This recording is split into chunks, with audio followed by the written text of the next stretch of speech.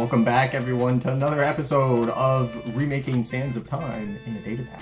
So we've got some exciting things for this episode. We're going to start down here in the water, because we're going to be taking a look at the keys and key rooms, and then the vaults that the keys go to. So the first key is down here under the timer in the hub.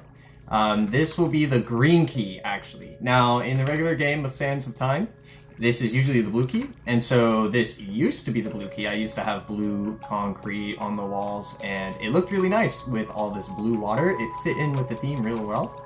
So now that I'm looking at this with green, it just kind of, I don't know, I only have the bamboo to match the green. I might change this water out for grass and whatnot, make it a little more lively in here. That'll be something on my to-do list. But yeah, so for the keys, I'm just using levers, and I have a fun little particle effect that plays around it. I did say a while back that I wasn't going to be using a texture pack to retexture things, but now that I'm looking at these keys, you know, the levers, it's just a stick. Well, look at this thing. Look at this dinky little, I don't know, there's nothing special about it, so I might retexture these and put it in a resource pack, just for the keys, at least. Maybe not the blocks. I don't know. What do you guys think? Let me know. But yeah, this is just here. It is tagged so it doesn't despawn. And so when you pick it up, it says green vault key, and it can be placed on only green concrete powder. So if I'm in adventure mode, I can't just yeet this down anywhere. So that brings us to the green vault. Let's go ahead and place that down. We need the starter jigsaw block, some depth, we'll just say 7, and then we'll just place it here. Okay, so cool. So we can see that I also have included a few piles of lapis that will generate on the ground. It's still a little bit of work to be done here because I want to add a little more variety with the placement. You'll see once we get into the vault, they all just look like they're in a grid. And people just, I don't know, someone just left them on the ground in a grid system. And you may also find some pots here and there. And then also the zombies. So I've added a lot of zombies here. I don't think that they're facing the right way. That's interesting how it places them down. In the world where I built all the structures, which we'll take a look at as well, they're all facing in towards the path. I didn't know it would be placed like this, but they're all tagged with no AI, and then you'll see that there's a line of redstone dust here. And so here's our block of green concrete powder where we can place our vault key. As soon as I do that, it will actually trigger some command blocks underneath here with a function to unfreeze the entity. And you can see that all this function really does here is it will get the nearest entity and give it AI, and then also make it noisy, because they're all silent as well. And then we also make sure that we destroy all of the glass and other blocks that are surrounding the mob, and then we play some kind of destroying glass sound we want. So that's this file right here, unfreeze entity sound. So I play a couple different sounds. Okay, so let's see this in action. I'm gonna stay in creative mode since I don't have a sword. But if I place this down and then flick the lever, we'll know how to watch this door. Check this out. Yeah, look at that. Oh, these guys start burning. I don't know, that's fine. But yeah, so they start moving around. Wow, they're noisy. Yo, start moving around, dude. Oh, are you on fire now? In lava? That's too bad. And then in here, as you can see with the vaults, again, I'm gonna need to throw down some more lapis here and give it some variety, but you can see it kind of just lines it up in the grid. But yeah, you get a decent amount here. Usually the vaults have a few $100, so right now they're just generating $100 to $200. So we're gonna fix that, and you get some sand as well, so that'll be nice. Okay, that's enough of the green vault. Let's take a look at another one. Let's go to yellow. Let me clear my inventory. So instead of green, we will type in yellow. So this will be the yellow vault. There it is up there. And then this is the one that's connected usually to the hub. So there's the first floor, and then the staircases that wrap around, and then go up to the second floor. And then again, you have your yellow concrete.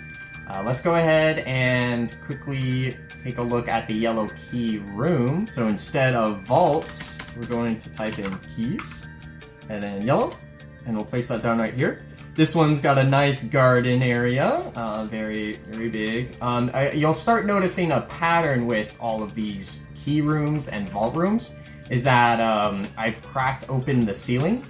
So I feel that since these are areas of importance, right, this is what a path will lead down to. It will be either a key room or a vault room. I want to make this a little more special, so I'll use a little more quartz maybe than usual. I'll definitely have like the yellow or whatever color trim around everywhere. Maybe a little more coins or pots that you can break. And then all of this, I don't know, trim? What do you call that stuff? Yeah, I guess it's a trim. With the red netherrack and then whatever color we're looking at. But I think this is a pretty nice area. Pretty fitting for a vault key. And then let's go back to our yellow vault. Let's place this down. So this one doesn't have any other redstone mechanics coming out of it, or redstone dust coming out of it, so it doesn't unshackle any mobs or whatever. But yeah, so we'll definitely need... These vaults look a little empty right now, don't they? Yeah, we're gonna get some bigger piles of lapis in here. But yeah. So next up would be the red key room. Now, in the regular game of Sands of Time, the red key room always has some kind of word puzzle. I might save that for a separate episode.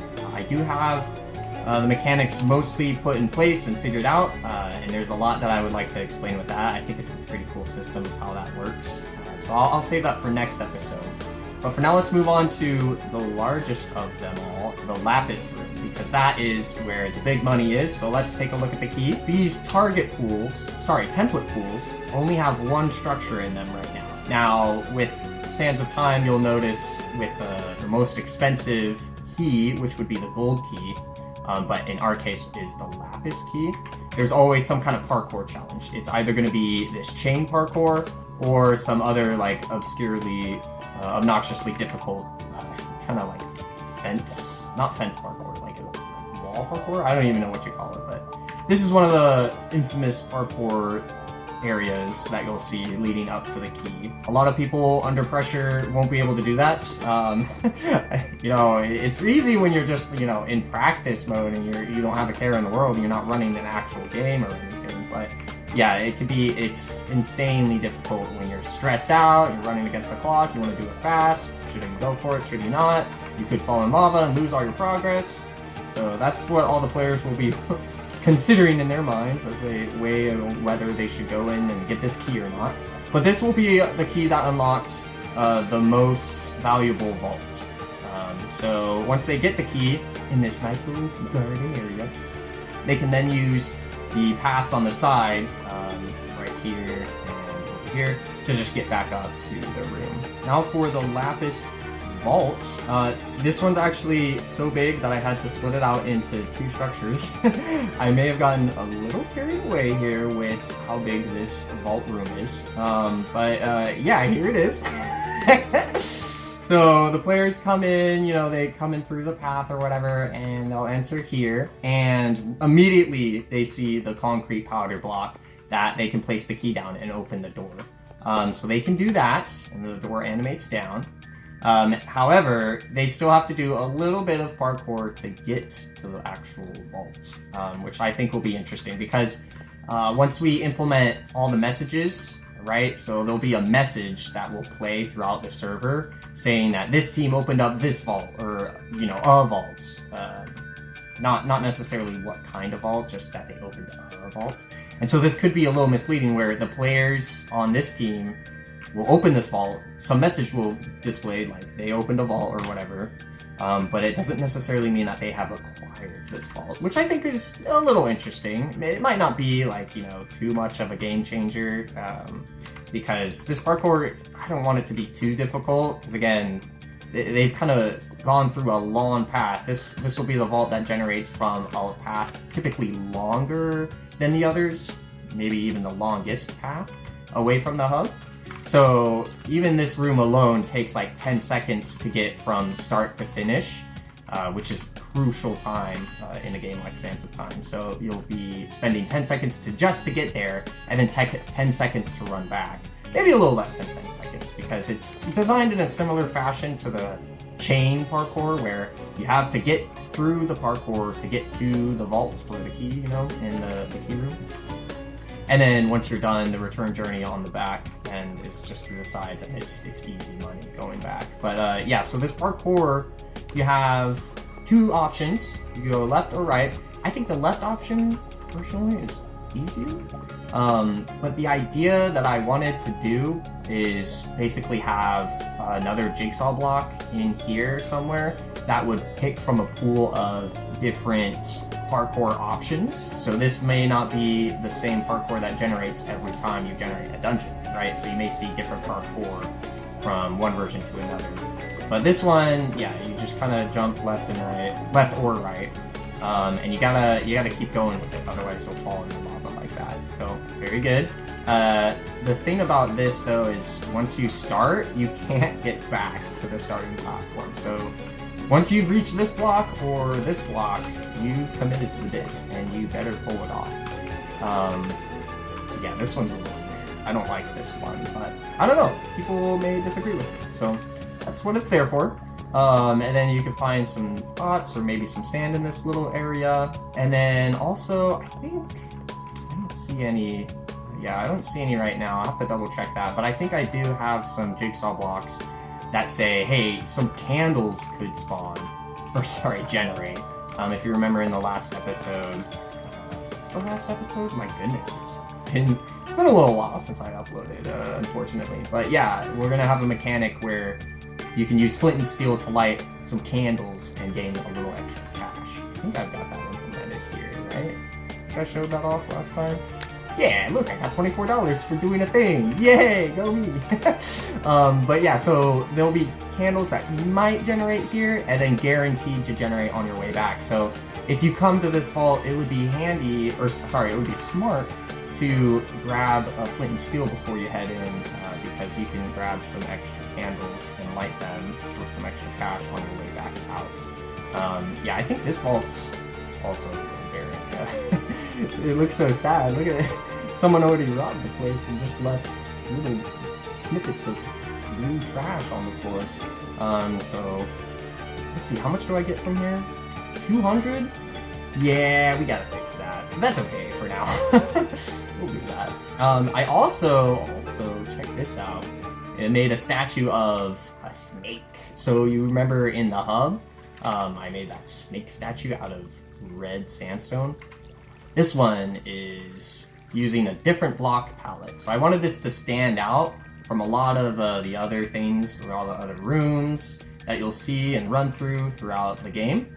So this is completely different. We're using normal nether bricks. I didn't even have that in my inventory here. And then like bamboo, and then prismarine, and then this crazy stuff, endstone. Dude, wow, I never use this block. Because look at it, if you stare at it for long enough, you get a headache. Look at this thing.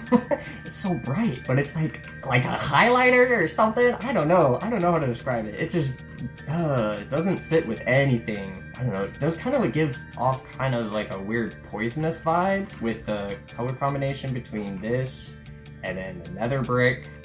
So you get like a poisonous snake here that's sticking his head out. Got the fangs, dude, I don't know. That was the idea. But yeah, so you just rob the place, run down this path, light the candles, and then from here you could jump into the pool and take no damage.